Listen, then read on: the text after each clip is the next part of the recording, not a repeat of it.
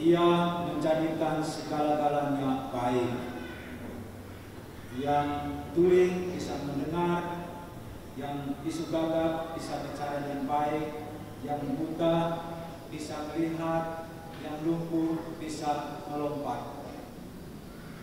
Saudara-saudari, Bapak Ibu kita semua yang dikasihi dan dicintai Tuhan kita Yesus Kristus, apa yang dikatakan tadi, Ia menjadikan segala-galanya baik. Kutipan dari Injil Markus yang baru saja kita dengar. Ucapan itu adalah ungkapan dari orang banyak yang melihat Yesus, bertemu dengan Yesus, dan Yesus melakukan sesuatu di hadapan mereka. Melihat, bertemu, melakukan sesuatu. Dalam Injil Markus tadi kita mendengar kisahnya bahwa Yesus itu sedang berjalan dan orang mendengar bahwa dia ada di kota Dekapolis. Kebetulan di kota itu juga ada orang sakit. Yang kita dengar tadi adalah orang yang tuli, tidak bisa mendengar.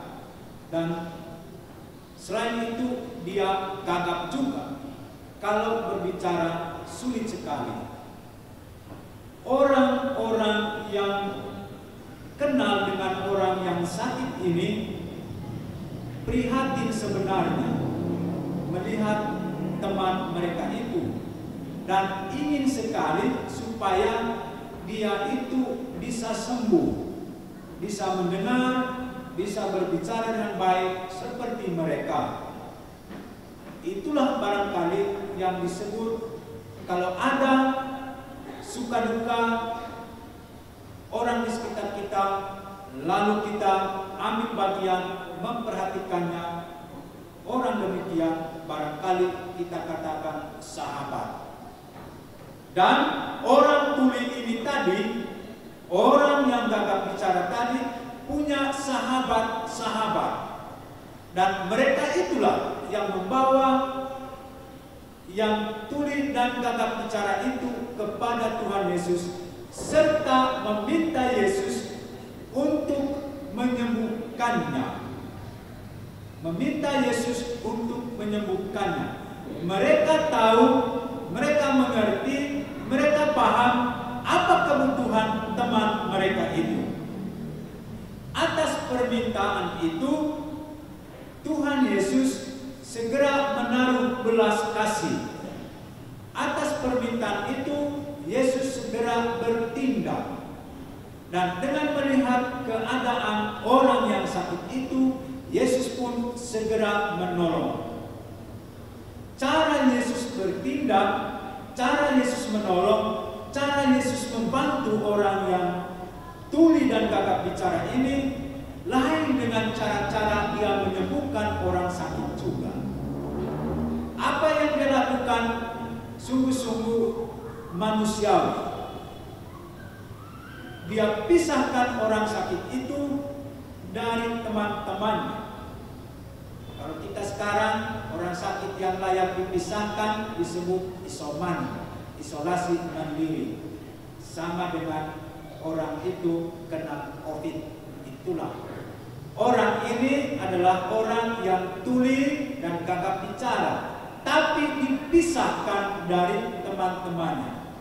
Sesudah dipisahkan, Yesus meludah ke tanah, kemudian mengoles jarinya, mencucukkan jarinya ke telinga orang itu dan ke dalam mulut orang itu. Sesudah itu pun dia mengangkat muka dan berkata, "Efata, terbukalah." Ini tindakan-tindakan konkret yang dibuat oleh Yesus dalam proses menyembuhkan orang sakit tadi. Sekarang tindakan ini apa yang mau kita timbang? Apa yang mau kita ambil?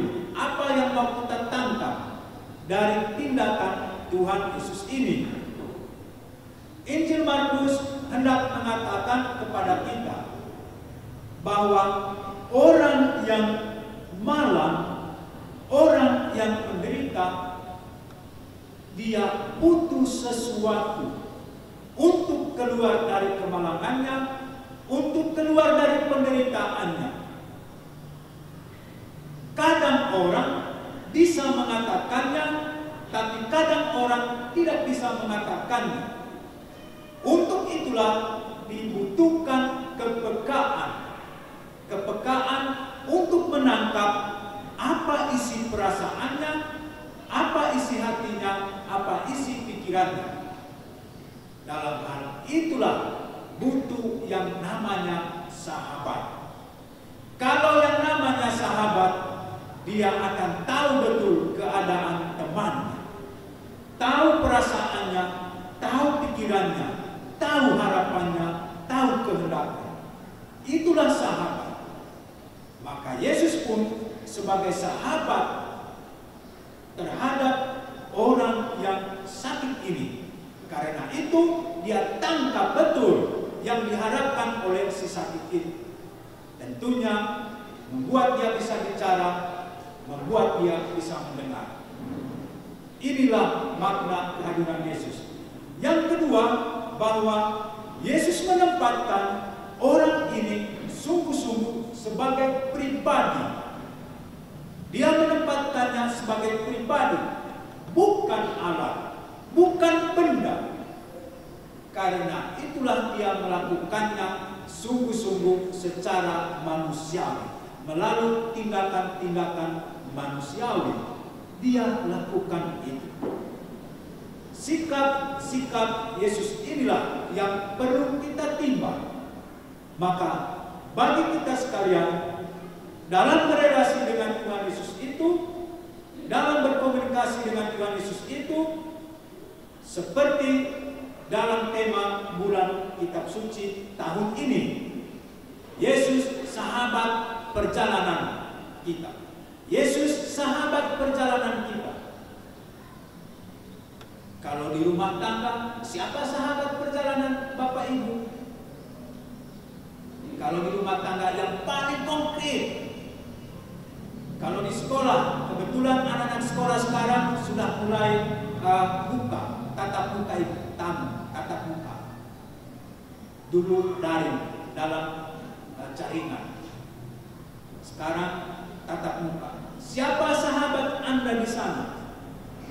Tapi dalam beriman, kita punya sahabat sejati, yakni Yesus. Sahabat sejati adalah sahabat yang mampu menaruh, mengorbankan hidupnya untuk orang lain, untuk sesamanya. Di situ kesejatiannya. Dia mengorbankan dirinya untuk sesamanya. Saudara-saudari, Bapak Ibu kita semua yang dikasihi Tuhan, kita Yesus Kristus. Ia menjadikan segala-galanya baik. Bilanglah dulu kepada teman di kiri kanan, ia menjadikan segala-galanya baik. Bisa dihafal itu? Kalau bisa silakan buat. Ia menjadikan segala-galanya baik. Silakan. Kecil sekali suaranya, setengah ke belakang tidak kudengar.